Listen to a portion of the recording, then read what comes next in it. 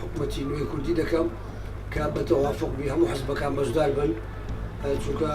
هەمویان تەسیحاتیاندا لە بە وڵاتەی شەهیدیاندایە عام و هیوادارم یعنی خۆت بە خۆتان دەزانن کە خەڵکەی زۆر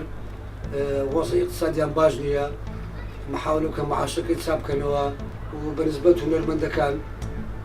نەک من خەڵکەی زۆر دەزانین کە سەتانوەتی هونەرمەندەکان بە هەموو شێوەیەک وەزعی مادی و معنەویان خراپە هیوادارم یعنی لە وەزارەتی ڕۆشنبیری لە حکومەت کە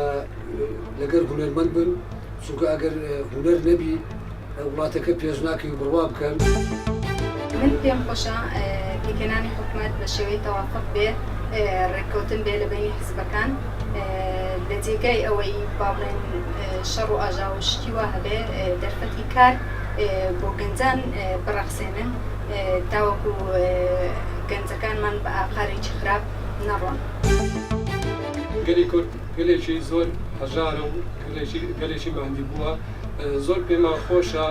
27 ساڵە 30 ساڵ ئێمە حکومەتمان لە دەسە کاتی بەڵێن نەبێتن کاتی ئەوە بێتن